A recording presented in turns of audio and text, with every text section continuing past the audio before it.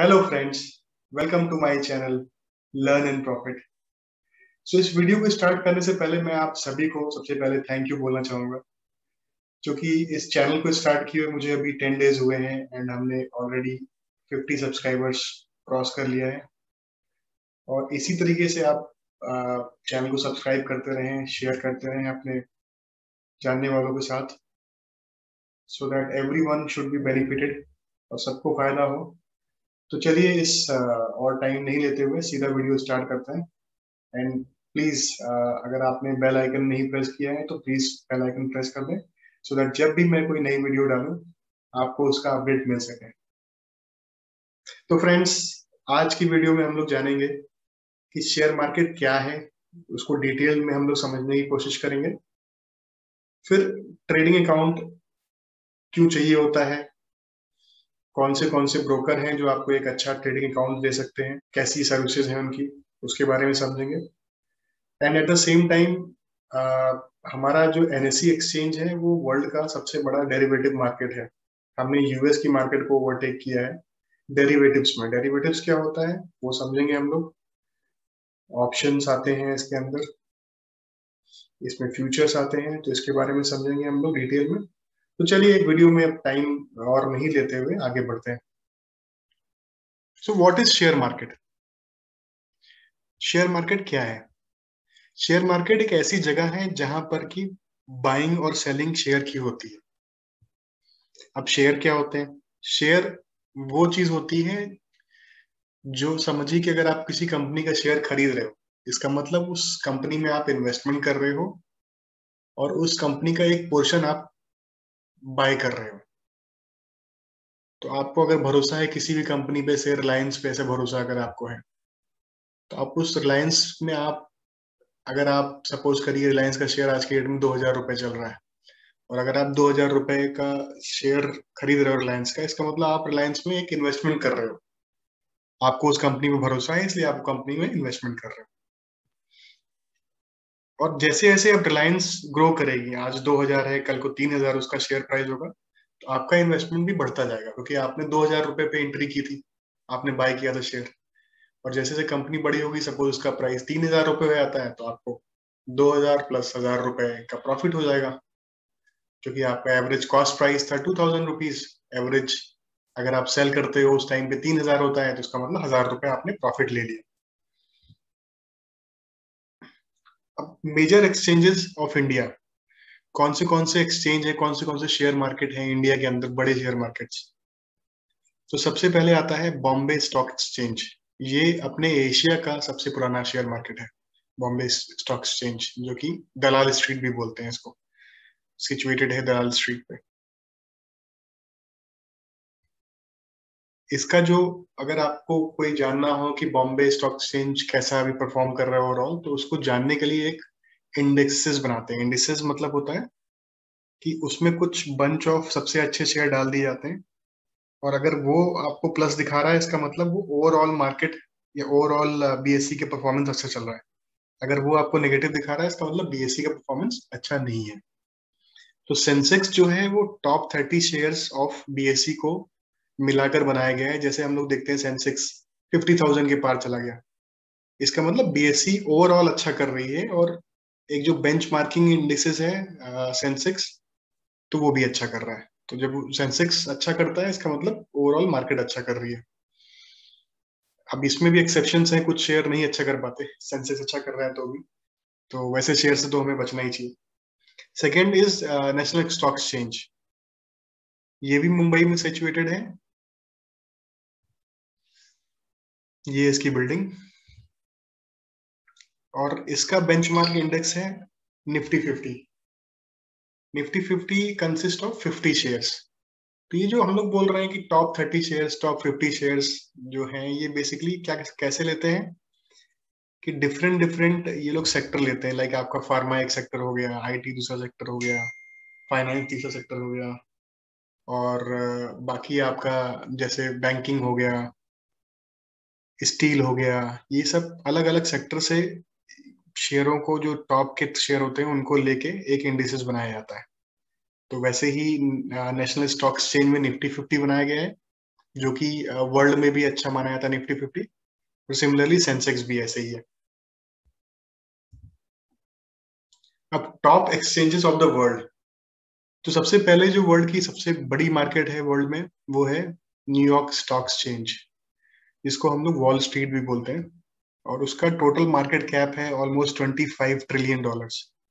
हमारा कुछ $3 ट्रिलियन के आसपास है, और वो लोग का 25 ट्रिलियन है ऑलमोस्ट। आप 7 to 8 टाइम्स मोर सोचिए। तो न्यूयॉर्क स्टॉक एक्सचेंज में कुछ 2400 कंपनियां लिस्टेड हैं। बड़ी कंपनियों का नाम लें तो बैकशायर हैथवे, जो कि वॉरेन बफेट की कंपनी है, कोका कोला है, वॉल्ट डिज्नी है, मैकडोनल्ड्स है। तो ये सब बड़े बड़े नाम वहां पे लिस्टेड है। सेकंड आता है नैस्डैक। नैस्डैक भी न्यूयॉर्क में ही है। इसका कुछ टर्नओवर है 2021 जनवरी में, मैंने गूगल से ये फाइंड आउट किया था। तो इसका टर्नओवर कुछ 19 ट्रिलियन है, और यहाँ पे भी 3000 कंपनी लिस्टेड है। एंड जो टेक जायंट्स हैं आज की डेट में, जितनी बड़े कंपनी आपने सुना होगा, Apple, Microsoft, Google, Facebook, amazon, Tesla, Intel, ये सब is a part of Nasdaq. Then हमारा थर्ड नंबर पे आता है शंघाई स्टॉक एक्सचेंज, जो कि एशिया का बड़ा एक्सचेंज माना जाता है। इसका टोटल टर्नओवर है 6.5 ट्रिलियन। उसके बाद है हांगकांग का स्टॉक एक्सचेंज, जिसका 6.48, थोड़ा ही कम शंघाई स्टॉक एक्सचेंज से, 6.48 ट्रिलियन। और यहाँ पे भी कुछ 2538 कंपनीज लिस्टेड हैं, जिसमें बड़ी कंपनी का नाम लें तो चाइना मोबाइल है, एंड HSBC और पेट्रो चाइना। ये तीन बड़ी कंपनियां हैं जो सुनी हुई कंपनी है। उसके बाद आता है अपना फिफ्थ नंबर पे जापान का मार्केट, जापान स्टॉक एक्सचेंज, जो कि टोक्यो में है। और इसका टोटल टर्नओवर है 6.35 ट्रिलियन। 3500 कंपनीज लिस्टेड हैं। बड़ी कंपनी का नाम लें तो Toyota, Suzuki, Honda, Mitsubishi, Sony, ये सब तो हाउस होल्ड नेम्स हैं, तो हम सभी जानते हैं इनको। उसके बाद सिक्स नंबर पे आता है अपना शेंजन, अगेन चाइना का एक एक्सचेंज। सो ये सेकंड नंबर पे चाइना का सेकंड नंबर का एक्सचेंज है, और वर्ल्ड का सिक्स नंबर का एक्सचेंज है। इसका अगेन टर्नओवर है 4.9 ट्रिलियन, मार्केट कैप इसका $4.9 ट्रिलियन। और ऑलमोस्ट 2375 कंपनियां लिस्टेड है यहाँ पे।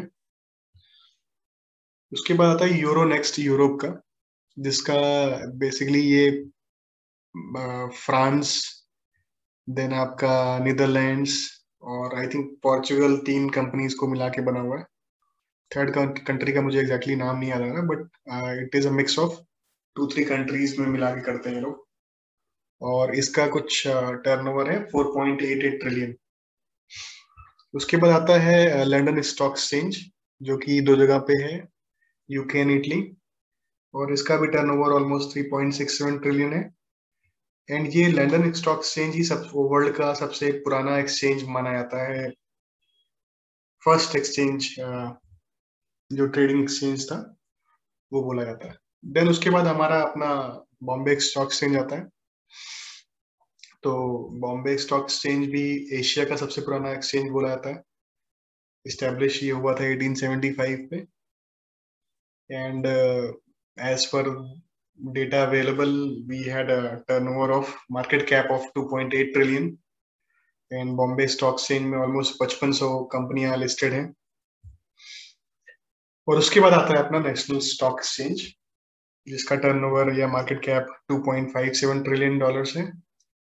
और निफ्टी 50, जैसे हमने बात भी किया था कि Nifty 50 is the benchmarking index यहाँ पे।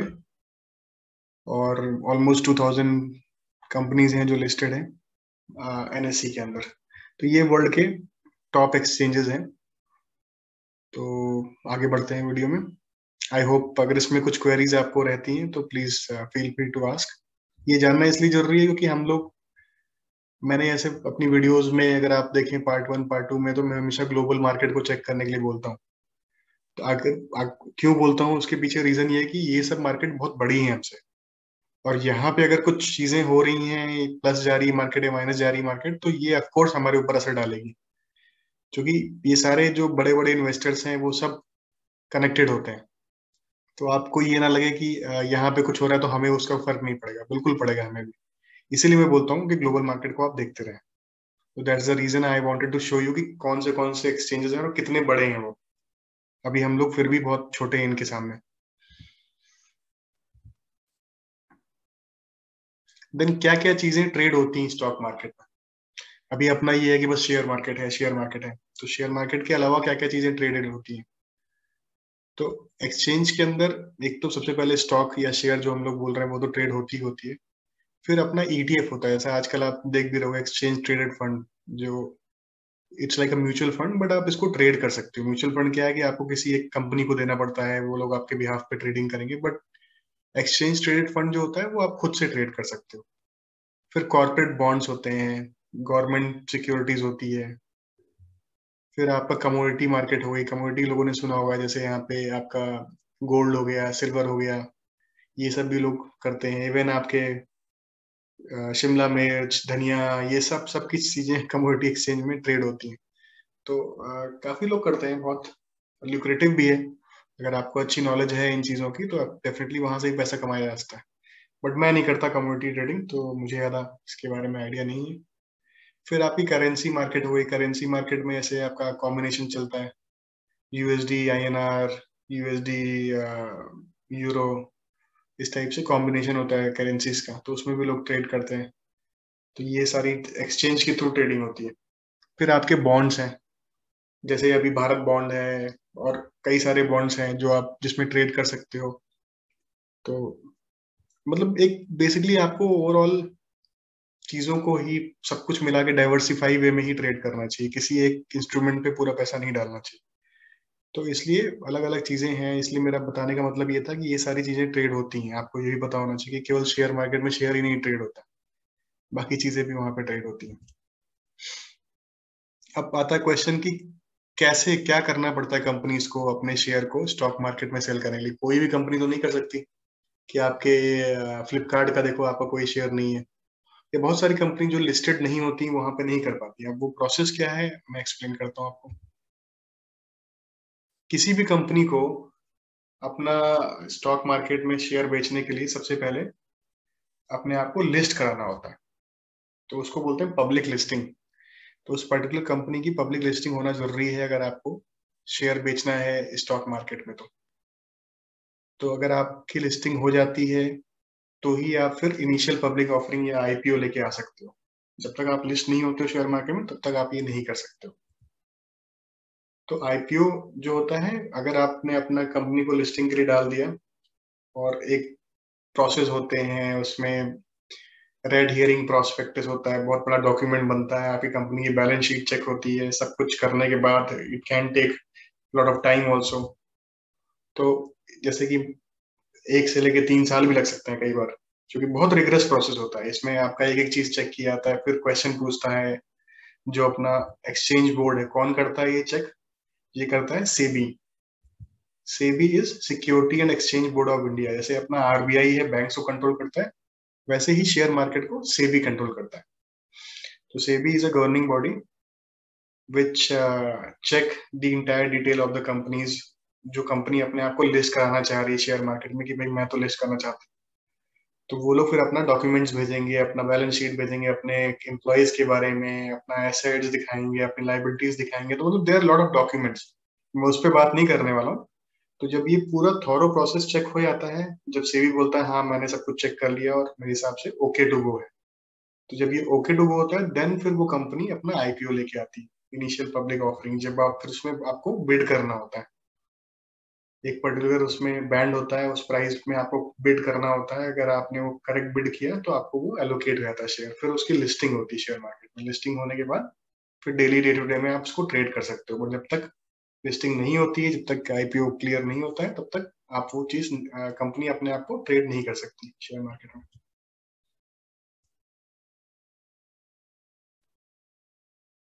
अब हम लोग, चलिए ये तो हो गया, कंपनी ने अपने आप को लिस्ट करा लिया। अब एज ए इंडिविजुअल आप कैसे ट्रेड कर सकते हो स्टॉक मार्केट में? ऐसे तो नहीं बस आपने डिसाइड किया मुझे ट्रेडिंग करनी है और आप ट्रेडिंग करना शुरू कर दी। उसके लिए भी आपको क्या चाहिए रहता है? डीमेट या ट्रेडिंग अकाउंट। तो स्टॉक मार्केट में आपको ट्रेड करना है तो आप जनरल बैंक अकाउंट से तो ट्रेड कर नहीं सकते हैं, आपको उसके लिए चाहिए होता है डीमैट या ट्रेडिंग अकाउंट। अब ट्रेडिंग अकाउंट खोलना है तो कौन से ब्रोकर के साथ खोलें? इतने सारे ब्रोकर आज की डेट में हो गए हैं। कोई बहुत सस्ती सर्विस प्रोवाइड कर रहा है, कोई बहुत कम ब्रोकरेज प्रोवाइड कर रहा है, कोई बहुत ट्रांसपेरेंट है, किसी का टर्मिनल बहुत अच्छा है, किसी का इंटरफेस बहुत अच्छा है। तो अलग अलग चीजों पे आप इनको जज कर सकते हो ब्रोकर्स को। तो मेरा ये सजेशन रहेगा कि आप ऐसे ब्रोकर को चुनें जिस जब भी कोई चीज आप बाय करते हो तो आपको ब्रोकर को एक कमीशन पे करना पड़ता है एज अ ब्रोकरेज। तो वो ब्रोकरेज कई बार होता है कि पर ऑर्डर पे होता है, 20 रुपए पर ऑर्डर। आपने सपोज 100 शेयर रिलायंस से खरीदे, तो उस 100 शेयर को खरीदने के लिए केवल 20 रुपए आपको पे करना पड़ा। तो वो होता है पर ऑर्डर बेसिस पे। कई ब्रोकर होते हैं उसमें कुछ पर शेयर का लेते हैं। तो आपको वही चीज देखनी है कि आपको पर ऑर्डर का ही लेना है और कम से कम प्राइस का लेना है। फिर उसमें सेकंड चीज होती है कि डाउन टाइम होता है। कई बार आप शेयर लेने जा रहे हो और सिस्टम आपका हैंग कर गया, डाउन टाइम हो गया। फिर अब क्या है कि आपका पोजीशन ट्रेड लग चुका है, पता नहीं एग्जीक्यूट हुआ नहीं हुआ, आप देख ही नहीं पा रहे हो। तो कुछ ब्रोकर में ये बहुत फ्रीक्वेंट होता है, जो छोटे वाले आजकल आ रहे हैं। तो ऐसा ब्रोकर चुनिए कि जिनका डाउन टाइम कम हो और ट्रांसपेरेंट हो। आपको उसका लेजर रिपोर्ट मिलना चाहिए, कॉन्ट्रैक्ट नोट मिलना चाहिए, जिस दिन आपने ट्रेडिंग करी, कितना ब्रोकरेज उन्होंने चार्ज किया, कितना उसमें जीएसटी लगा, कितना अदर टैक्सेस हैं, स्टैम्प ड्यूटी है, बहुत सारी चीजें टैक्सेस होते हैं जो गवर्नमेंट को जाता है। तो वो सब की क्लैरिटी होनी चाहिए, ट्रांसपेरेंसी होनी चाहिए।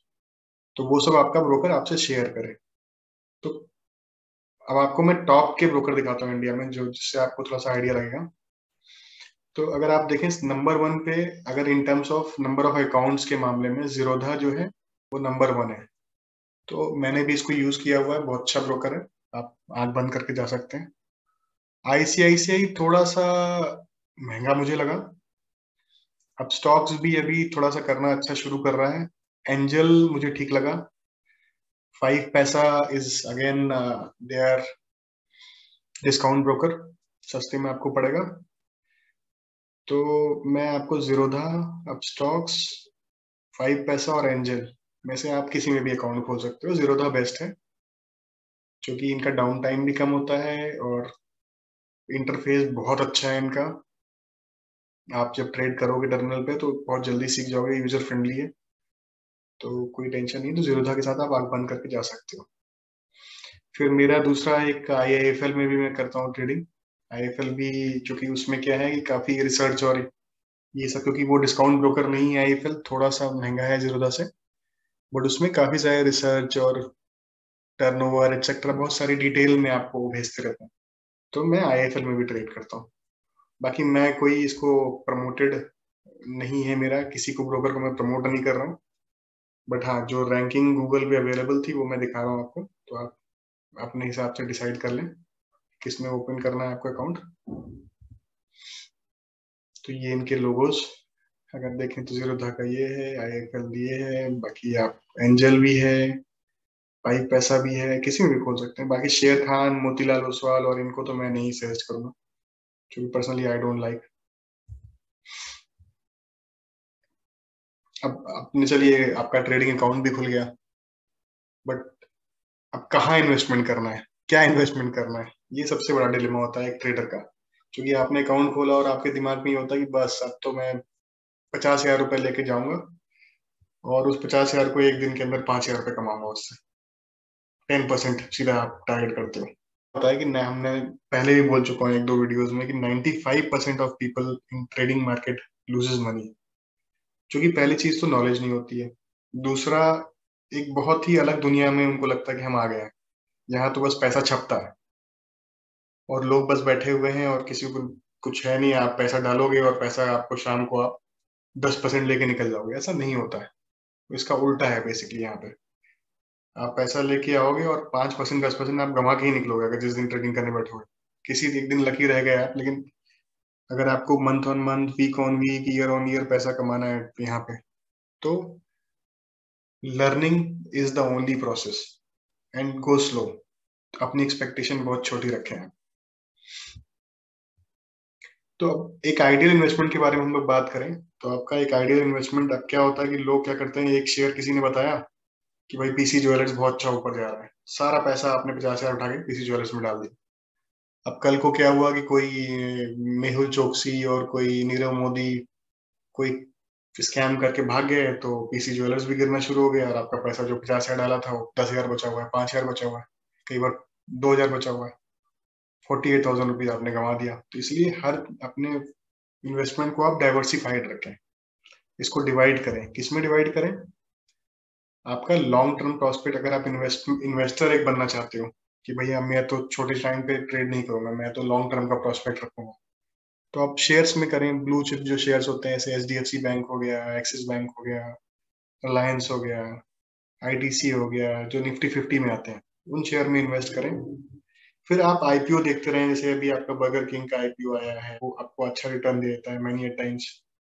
फिर ईटीएफ जैसे मैंने बोला कि एक्सचेंज ट्रेडेड फंड है, तो उसमें आप इन्वेस्ट करें। गवर्नमेंट बॉन्ड्स हैं, बॉन्ड्स क्या होता है कि गवर्नमेंट अपने पीएसयूज में पैसा डालते हैं, और ये एक तरीके से आपका मतलब इट्स लाइक एफडी ओनली, और ये भी सिक्योर रिटर्न होता है इसमें। वो डिपेंड करता है कितना उसका रिटर्न आ रहा है, और अराउंड 6% से ऊपर दे देता है ये भी बॉन्ड्स भी। तो ऐसे भारत बॉन्ड है भी है, बहुत अच्छा इंस्ट्रूमेंट है, मैं हाईली रिकमेंड करता हूँ भारत बॉन्ड को भी। फिर आपके लिक्विड फंड्स होते हैं बहुत सारे, ये भी आप इसको भी आप सर्च कर सकते हो। तो आपका एक जो पोर्टफोलियो होता है, अगर मान लीजिए आप 1 लाख रुपए लेके आ रहे हो तो उसको डाइवर्सिफाई करने की कोशिश करो। मान लो आपका शेयर मार्केट नीचे जा रही है, कोरोना जैसे अपना ब्लैक स्वान इवेंट हम लोग बोलते हैं। ब्लैक स्वान इवेंट क्या होता है कि कोरोना हो गया या इंडिया चाइना का वॉर हो गया, ये सब हमें पता नहीं होता कब क्या होने वाला है, that is called a black swan event. तो इस केस में मान लीजिए एक शेयर मार्केट गिरना शुरू हो जाती है, तो आप एटलीस्ट गवर्नमेंट सिक्योरिटी के थ्रू, लिक्विड बॉन्ड के थ्रू, बॉन्ड्स के थ्रू आपका पैसा एकदम से गिरेगा नहीं, क्योंकि ये इंस्ट्रूमेंट्स नहीं गिरते हैं। तो आपका इसलिए इन्वेस्टमेंट हमेशा डाइवर्सिफाइड होना चाहिए। फिर अगर आप ट्रेडिंग करना चाहते हो, शॉर्ट टर्म ट्रेडर हो या स्विंग ट्रेडर हो आप, तो आप ऐसे शेयर पकड़ो जिनमें थोड़ा सा हमेशा उछाल रहता है। ऐसे आपने रिलायंस का क्वार्टरली रिजल्ट आने वाला है तो आपने रिलायंस का शेयर ले लिया, एसबीआई का क्वार्टरली रिजल्ट आने वाला है आपने एसबीआई ले लिया, जहां आपको लगता है कि इसका एक बेसिकली आप स्पेकुलेटर बन जाते हो कि मैं मुझे लगता है कि ऊपर जाएगा, तो ऊपर जाने का आपको लगता है, तो then you can always invest in a share which can give you good return. फिर कमोडिटी हो गया, कमोडिटी में भी कर सकते हो आप ट्रेडिंग। फिर आता है डेरिवेटिव्स। डेरिवेटिव्स में क्या होता है? ऑप्शंस होते हैं। ऑप्शंस दो तरह के होते हैं, call options and put options and future होता है। वीडियो काफी लंबा हो रहा था फ्रेंड्स, इसीलिए मैं वीडियो को यहीं पे रोक रहा हूँ। और डेरिवेटिव जो कि बहुत ही इंपॉर्टेंट टॉपिक है हमारे सबके लिए, इसीलिए मैं डेरिवेटिव को अलग से एक वीडियो में कवर करूंगा नेक्स्ट वीडियो में। क्योंकि डेरिवेटिव हमारा, जैसे मैंने बताया भी कि हमारा एक्सचेंज जो है वो वर्ल्ड का बिगेस्ट एक्सचेंज है in terms of derivative trade. सबसे ज्यादा ट्रेडिंग हमारे इंडिया में ही होती है डेरिवेटिव की, and 90% of intraday traders trade in derivatives only. तो डेरिवेटिव ऐसा टॉपिक है कि इसको ब्रीफली मैं नहीं समझा सकता, इसीलिए मैं एक प्रॉपर वीडियो बनाऊंगा नेक्स्ट वीडियो में, आपको डिटेल में समझाऊंगा कि डेरिवेटिव क्या होता है। तो फिलहाल इस वीडियो में फ्रेंड्स बने रहने के लिए बहुत बहुत धन्यवाद। और अगर आपने अब तक मेरा चैनल सब्सक्राइब नहीं किया है तो प्लीज सब्सक्राइब करें, लाइक करें, कमेंट करें। अगर कहीं आपको कुछ समझ में नहीं आ रहा है या किसी टॉपिक पे आप चाहते हो कि मैं उसको कवर करूं तो प्लीज कमेंट करके बताएं। एंड प्लीज इस वीडियो को शेयर करें अधिक से अधिक लोगों के साथ, ताकि ये वीडियो लोगों तक पहुंचे and people start learning before jumping into the share market and loss होना उनका शुरू हो जाए। तो मेरा यही रिक्वेस्ट रहेगा कि आप लोग सब लोग प्रोसेस के साथ चलें, समझने की कोशिश करें। कुछ नहीं समझ में आ रहा है तो कमेंट करें, बट प्लीज अपने पैसे को, हार्ड एंड मनी को विदाउट नॉलेज प्लीज मार्केट में ना बर्न करें, यही मेरी रिक्वेस्ट है। और जैसा कि अभी हमारा कंट्री में कोरोना का एक बहुत बड़ा संकट चल रहा है, तो आप लोग प्लीज अपना ध्यान रखें, अपने और अपनी फैमिली का। Please stay safe. See you in the next video friends, bye bye.